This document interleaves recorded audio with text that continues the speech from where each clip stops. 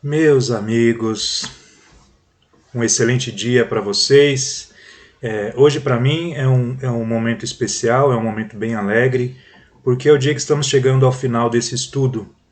Eu realmente peço a Deus que você que está acompanhando, que você que assistiu alguns desses estudos, você que acompanhou o estudo do começo ao fim, nesse estudo em que estamos vendo a situação do homem diante de Deus, né? Um estudo que eu chamei de O Homem Perante Deus, e um estudo que mostra o ser humano desde o momento em que ele ouve falar do Evangelho, em que ele ainda é um pecador, um rebelde contra Deus, e ele ouve falar do Evangelho, ele se interessa, ele passa a crer, ele finalmente entende a sua condição de pecador, uma condição que o coloca indo diretamente para o inferno, e ele reconhece isso, ele se arrepende, ele passa pelos 5 caminhos que ele deve passar para entrar na família de Deus, e ele passa pelo batismo, onde ele é adotado por Deus como filho, onde ele recebe o Espírito Santo, onde ele é acrescentado à igreja. O momento do batismo é onde ele tem os seus pecados perdoados, e a partir dali começa a sua caminhada espiritual. É somente no momento do batismo em que a pessoa de fato começa a sua vida tendo Deus ao seu lado e não estando mais contrário a Deus. E aí tem todo o processo de santificação, que é a vida da pessoa em comunhão, trabalhando para Deus, procurando obedecer cada vez mais, sendo o embaixador de Cristo, pregando o Evangelho ao maior número de pessoas possíveis, fazendo parte da igreja, que é onde nos fortalecemos, é onde adoramos e cultuamos ao nosso Deus. E neste momento do estudo em que nós estamos chegando agora, é de fato um momento muito especial, que é o momento que finaliza tudo isso.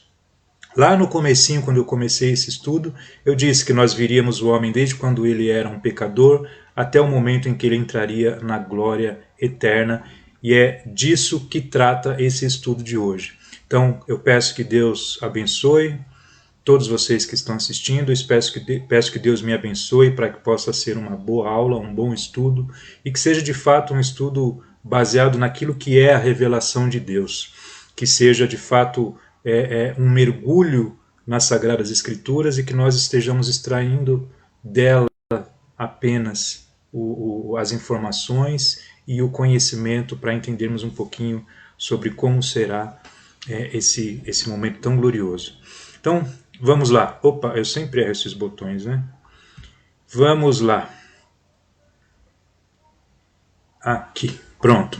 Então, nós estamos vendo, neste momento do estudo, que é a parte final, nós estamos pensando neste momento de um homem perante Deus para um remido diante de Deus. Então, toda a situação do ser humano, desde que ele entra na família de Deus, passando pelo processo todo de santificação, nós vamos começar agora realmente a pensar neste homem, neste indivíduo salvo, entrando na presença de Deus, e vamos começar a pensar como essas coisas vão acontecer. Então, a condição do homem, de um homem perante Deus para um remido diante de Deus.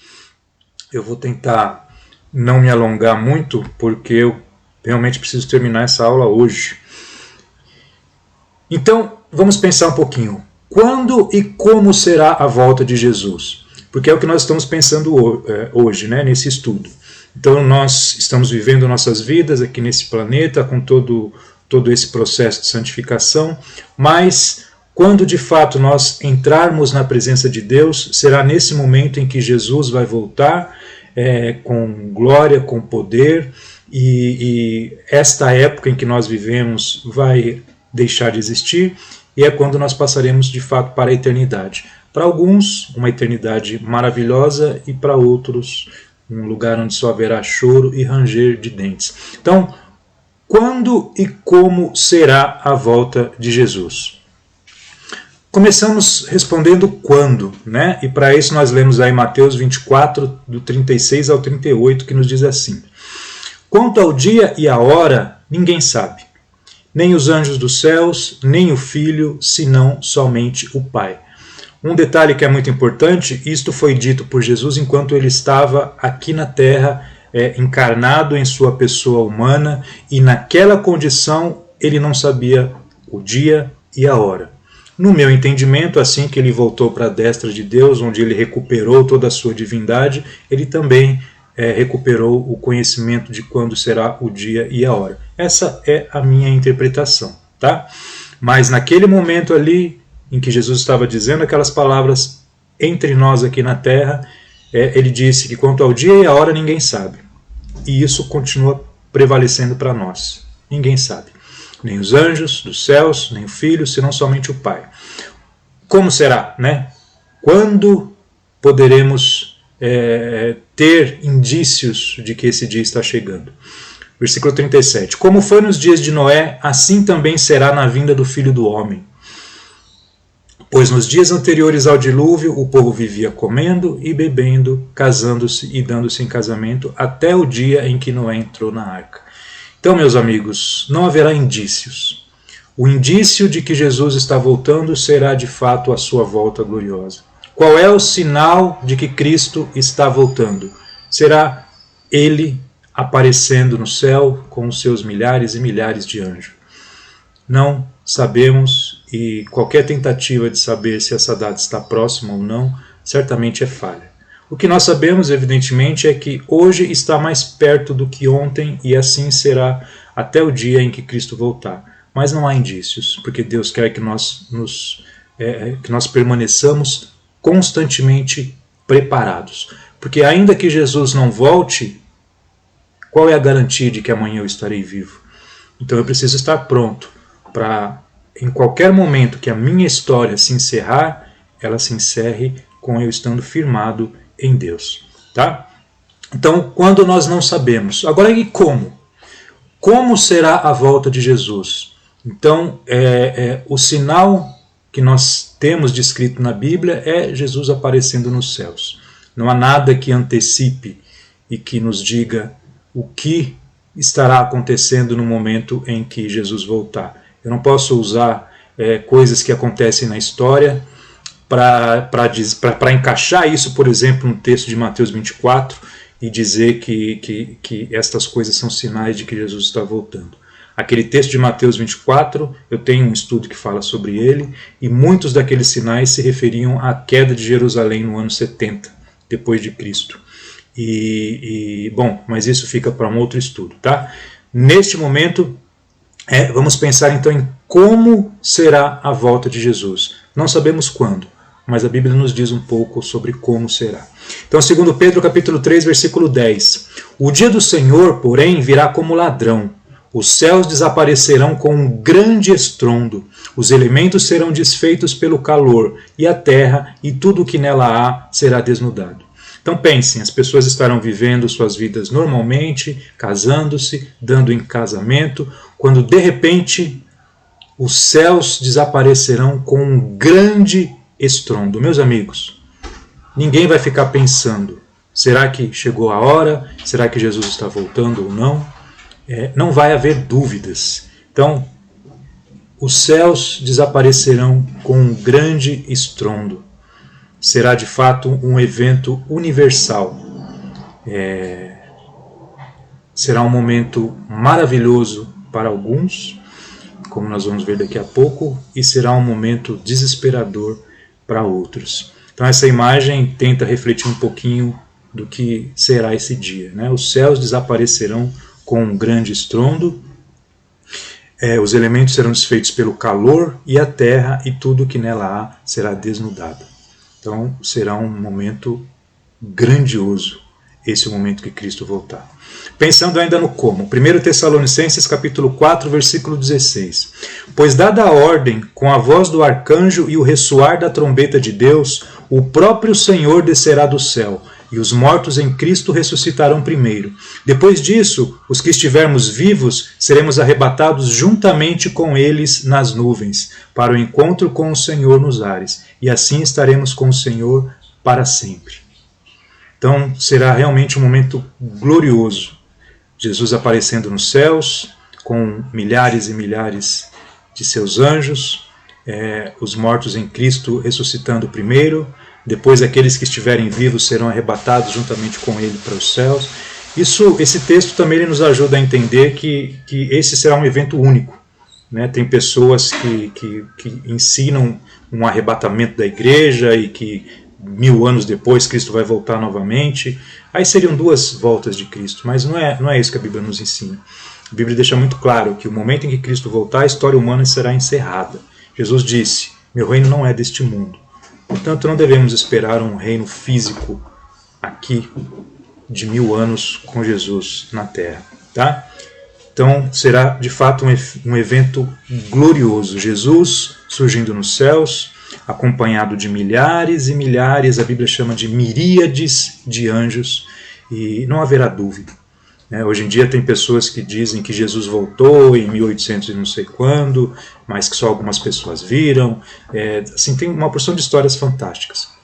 O evento real de quando Cristo voltar, não haverá possibilidade de ficar em dúvida se de fato esse momento chegou ou não. Ainda pensando em como, 1 Coríntios capítulo 15, versículos 51 e 52. Eis que eu lhes digo um mistério. Nem todos dormiremos, mas todos seremos transformados. No momento, num abrir e fechar de olhos, ao som da última trombeta, pois a trombeta soará, os mortos ressuscitarão incorruptíveis e nós seremos transformados. Então, vamos ajuntando os eventos.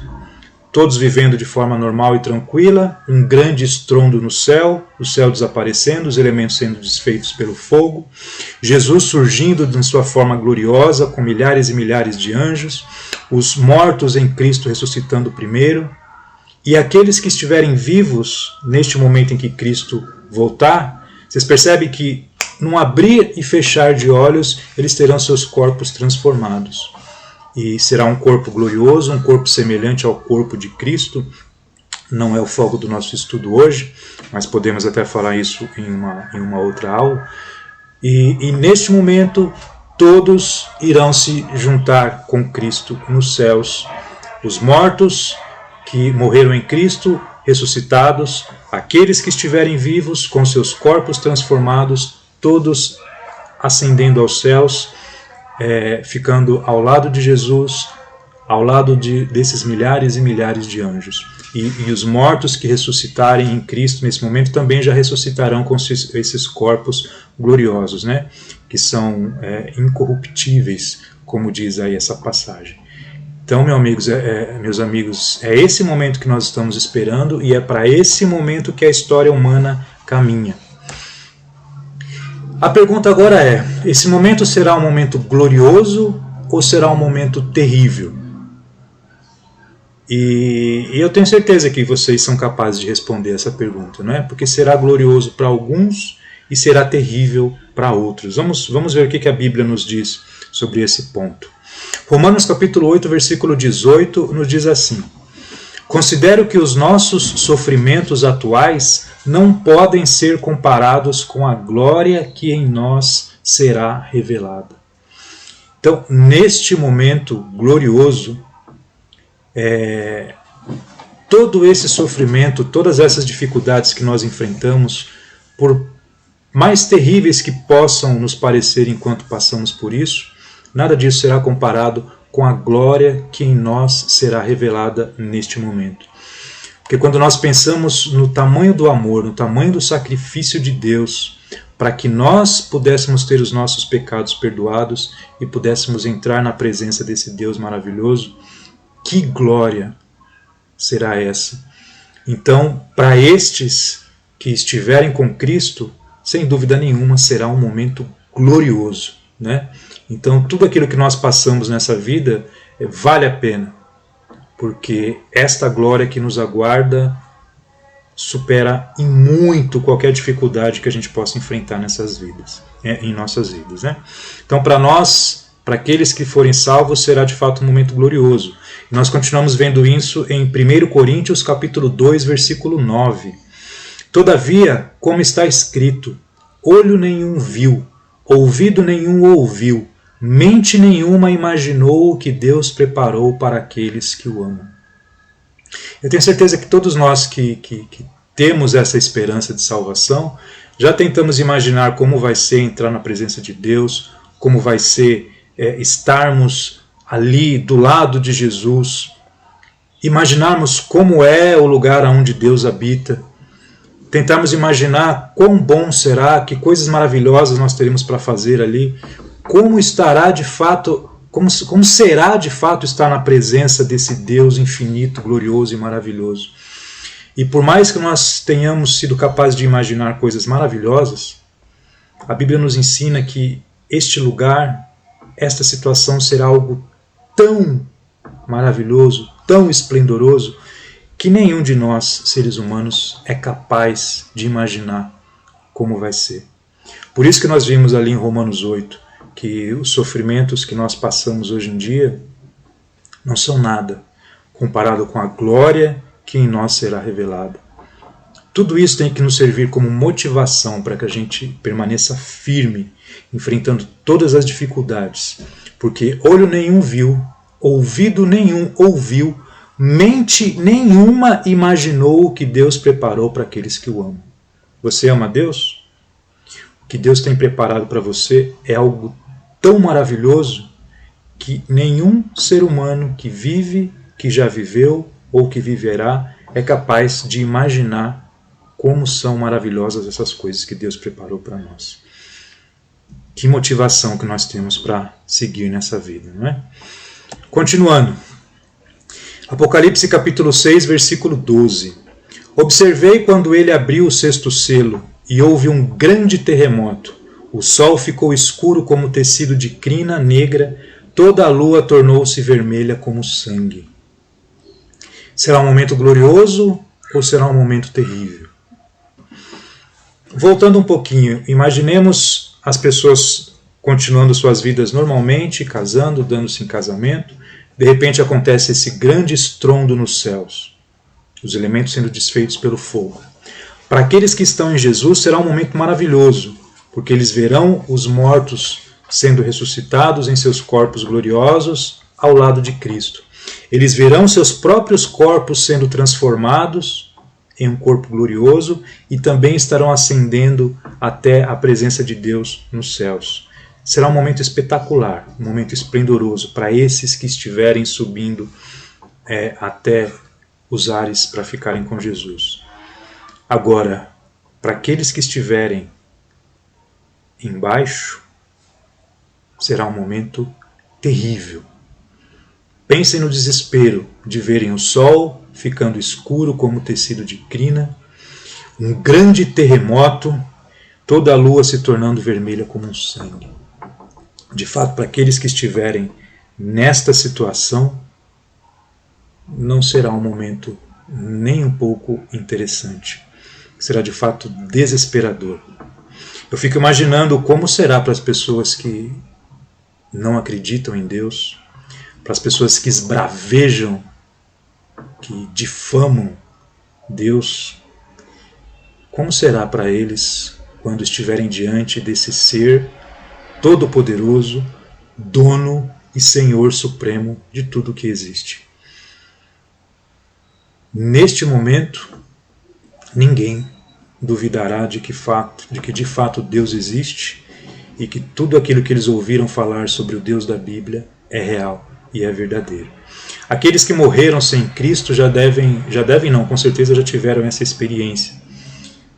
Por mais que tenham tido uma vida toda lutando contra essa presença de Deus, muitos ensinando e levando consigo milhares de outras pessoas a acreditarem que Deus não existe, eles já entenderam o quanto estavam enganados e como deve ser difícil passar por isso.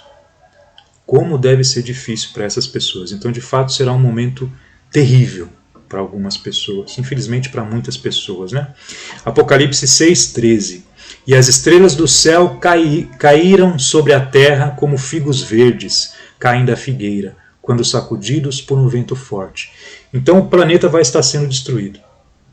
O universo vai estar sendo destruído. Quem estiver aqui na Terra e vivenciar uma situação dessa será desesperador.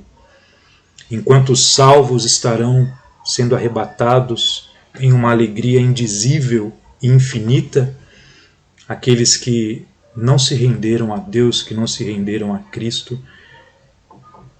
não há palavras para explicar o quão terrível será esse momento para eles. Apocalipse 6,14. O céu foi se recolhendo como se enrola um pergaminho, e todas as montanhas e ilhas foram removidas. Não ficará pedra sobre pedra. Então, se nós hoje vemos a explosão de um vulcão e achamos isso espetacular, o planeta todo estará passando por isso. Terremotos,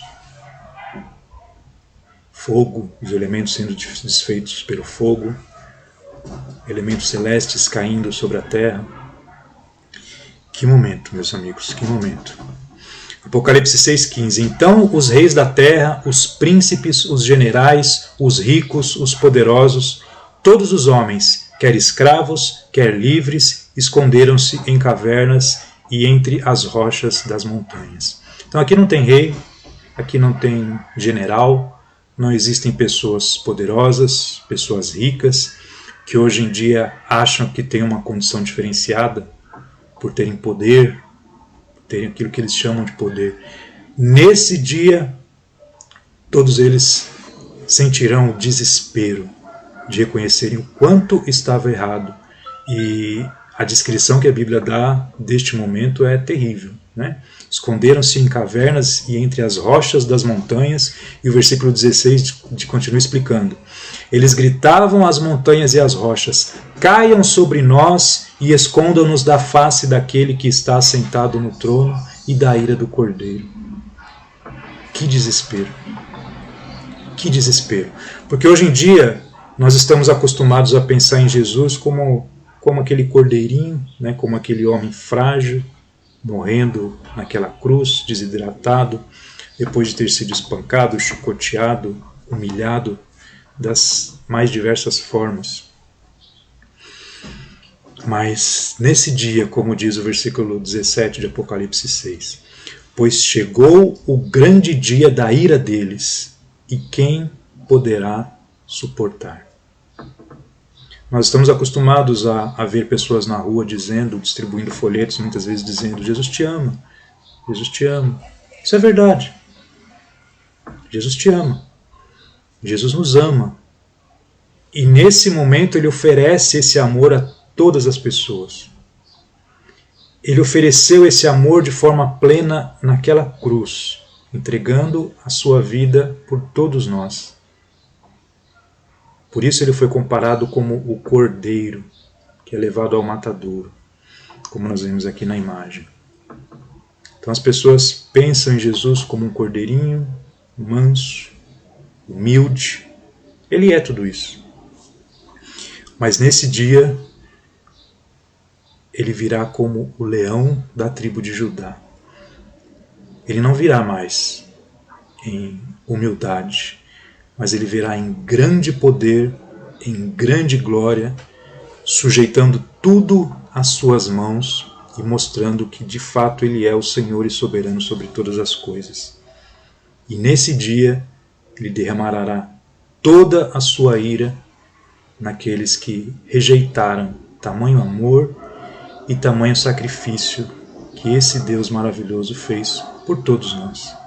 É uma pena que muitos endurecem o coração e rejeitam tamanho amor e rejeitam tamanho sacrifício que esse Deus maravilhoso fez por nós. O que nós devemos fazer então? E quando eu digo nós, eu falo daqueles que de fato estão nessa caminhada com Deus. Porque se você não está, se preocupe. Mas para aqueles que já têm a sua esperança firmada em Deus, em Cristo, que têm essa esperança de entrarem na presença desse Deus maravilhoso e glorioso, o que é que nós devemos fazer? Apocalipse capítulo 2, versículo 10. Seja fiel até a morte, e eu lhe darei a coroa da vida. Nós devemos permanecer firmes. Nós devemos olhar para aquilo que as Sagradas Escrituras nos ensinam. Temos que olhar para as promessas de Deus, saber que todas essas promessas serão cumpridas. A única promessa que resta no Novo Testamento para que Deus cumpra de fato para nós é a volta de Jesus. Todas as outras promessas feitas, Jesus cumpriu. E podem ter certeza que esta será cumprida também. Então seja fiel até a morte, e você herdará a coroa da vida. E esse dia, para você não será um dia terrível. Para você será um dia glorioso. Continuando pensando em como será. Então Jesus volta, passaremos por todos esses eventos cataclísmicos, o universo sendo destruído, os salvos à direita de Deus, aqueles que rejeitaram Jesus à sua esquerda. Haverá o grande julgamento que é conhecido por juízo final, é assim que as pessoas costumam chamar esse dia. E o que acontecerá depois disso? O que acontecerá com os salvos? É isso que nós vamos ver nesse finalzinho do estudo. Apocalipse capítulo 21, versículo 4. Ele enxugará dos seus olhos toda lágrima. Não haverá mais morte, nem tristeza, nem choro, nem dor, pois a antiga ordem já passou. Como será entrarmos na presença do Deus glorioso? Eu posso ficar tentando imaginar aqui, mas a mente humana não é capaz. Mas Deus nos dá algumas dicas. Como será maravilhoso. Nesse lugar não haverá mais morte, não haverá mais tristeza, não haverá mais choro, justamente porque essa antiga ordem passou. Ou seja, essa nossa realidade em que nós vivemos e que para muitos é a única realidade que existe, isso terá passado. E nós estaremos diante de Deus e Ele cuidará de nós de uma maneira tão esplendorosa que não temos como compreender hoje. Mas nenhuma lágrima cairá mais dos nossos olhos, não sentiremos mais nenhum tipo de tristeza, de dor, apenas a alegria infinita de estarmos na presença desse nosso Deus. Apocalipse 21, versículos 22 e 23, onde a Bíblia nos descreve um pouco sobre como será esse lugar. Não vi templo algum na cidade, pois o Senhor Deus Todo-Poderoso e o Cordeiro são o seu templo. A cidade não precisa de sol nem de lua para brilharem sobre ela, pois a glória de Deus a ilumina e o Cordeiro é a sua candeia. Hoje em dia nós nos reunimos em templos, buscando ali a presença de Deus. Nesses templos nós cultuamos a Deus, cantamos louvores, falamos com esse Deus, ouvimos esse Deus falando conosco. Neste lugar maravilhoso não serão necessários mais templos, pois nós estaremos de fato na presença desse Deus maravilhoso e do seu Cordeiro. Eles serão o nosso templo. Se hoje esse sol nos ilumina e permite que exista vida em nosso planeta, lá não haverá necessidade de sol, porque a glória desse Deus infinito e maravilhoso é que iluminará todo esse lugar. Quão maravilhoso será entrarmos na presença desse Deus e podermos vivenciar todas essas coisas. Quão maravilhoso será podermos ver o nosso Senhor Jesus Cristo em todo o seu esplendor, em toda a sua glória, em todo o seu poder, em toda a sua divindade. Se pensar nessas coisas não motiva você a querer ser uma pessoa melhor, a querer ser uma pessoa mais obediente, a querer trabalhar mais para Deus, a querer pregar mais o Evangelho para as pessoas, a querer levar mais o cuidado de Deus para com essas pessoas, eu não sei o que poderia motivá-lo. Nós não temos que obedecer a Deus por medo de ir para o inferno.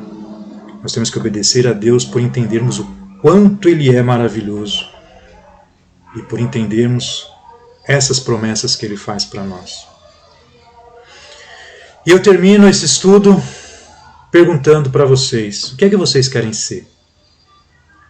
Depois de termos acompanhado esse estudo, desde que um homem é pecador arrogante, inimigo de Deus, rebelde, declarado, até o momento que Deus quebra o coração desta pessoa, ela se sente humilhada, arrependida, entra na família de Deus através do batismo, passa sua vida toda buscando essa santificação, que também é um processo divino. Para nós é impossível. O que é que você quer ser? Quer ser apenas um homem perante Deus? Ou quer ser um salvo diante de Deus? Nós, salvos, não precisamos ter medo da morte. Nós, os salvos, não precisamos ter medo do dia em que Jesus vai voltar. Nós, os salvos, não precisamos ter medo da morte. Nós, os salvos, não precisamos ter medo de nada. Nós encontramos nas Escrituras a motivação para fazermos tudo e qualquer coisa que seja necessário para nos manter fiéis até a morte, para que a gente possa herdar a coroa da vida. Quando a palavra nos diz que não importa os sofrimentos que nós passamos aqui, porque isso não se compara com a glória que em nós será revelada, um crente que de fato entende isso, do que é que ele pode ter medo? Um crente que de fato entende isso, como pode ter preguiça de querer trabalhar em prol do reino de Deus? Um cristão verdadeiro, um verdadeiro discípulo de Cristo que compreende esse plano maravilhoso de Deus, como não pode sentir ardendo e queimando dentro de si o desejo de espalhar essa mensagem maravilhosa para o maior número de pessoas possível? Porque essas promessas não são exclusivamente para mim. Essas promessas Deus faz para todos. Mas como que as pessoas vão saber? Como que as pessoas vão saber que Deus não quer mandar ninguém para o inferno? Porque tem gente que pensa, nossa, eu não quero acreditar num Deus desse. Ou você faz o que eu mando, ou você me obedece, ou eu vou te mandar para o inferno. E as pessoas dizem, eu não quero um Deus desse para mim. As pessoas não entenderam nada. O nosso Deus é um Deus maravilhoso, que criou um mundo e uma realidade para que nós pudéssemos ser felizes. E nós estragamos tudo com o nosso pecado, com a nossa corrupção. Nós nos tornamos egoístas, corruptos. Nós nos tornamos pessoas odiosas. E isso nos torna merecedores da ira desse Deus Santo. Nós é que nos tornamos rebeldes contra todas essas maravilhas que esse Deus faz por nós. Nós é que não aceitamos e dizemos, eu não quero viver desse jeito. Eu prefiro viver do meu jeito. E quem sou eu para achar que posso fazer alguma coisa melhor do que Deus faz? Deus não é um Deus tirano, ameaçando as pessoas de irem para o inferno se não obedecerem. Muito pelo contrário. Deus é um Deus que olha para o ser humano, fica triste com essa nossa rebeldia e oferece amor, oferece perdão e diz para os seres humanos, deixa eu tirar vocês dessa situação terrível que vocês se colocaram. Deixa eu ajudar vocês. Vocês estão caminhando para um lugar muito ruim. Eu quero livrar vocês disso. Deus está o tempo todo estendendo sua mão para nós, clamando, como um pai clama por um filho.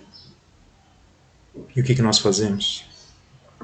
Rejeitamos, desobedecemos, somos arrogantes.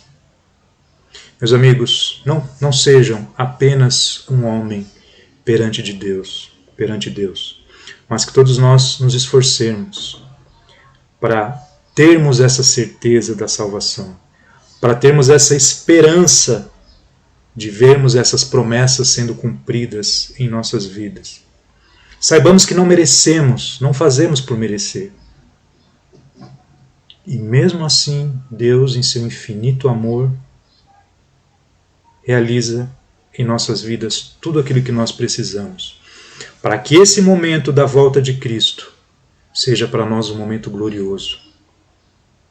Para que, quando nós ouvirmos esse estrondo vermos o céu desaparecendo, não nos preocupemos mais com isso, pois nossos olhos estarão voltados para Cristo, surgindo no céu, em grande poder, em grande glória, com milhares e milhares de anjos, não mais aquele homem fraco, permitindo que as suas criaturas o maltratem, mas como o ser todo-poderoso, Criador, não apenas desses mesmos homens, mas de tudo aquilo que nós chamamos de universo. Eu quero que esse seja um dia glorioso para mim. Neste momento em que tudo isso estiver acontecendo, eu quero estar olhando para Cristo, feliz por ver os mortos ressuscitando, feliz por estar vendo o meu corpo sendo transformado num abrir e piscar de olhos, e feliz por estar sendo arrebatado e indo até a presença desse Deus. Eu não quero ser como aqueles que estarão aqui embaixo desesperados, vendo o céu desaparecendo, no meio de terremotos, maremotos, todo o planeta Terra entrando em convulsão, vulcões explodindo, estrelas ou corpos celestes caindo, enfim, o planeta sendo destruído em uma morte desesperadora. Eu não quero isso para mim, não quero isso para minha família e não quero isso para você.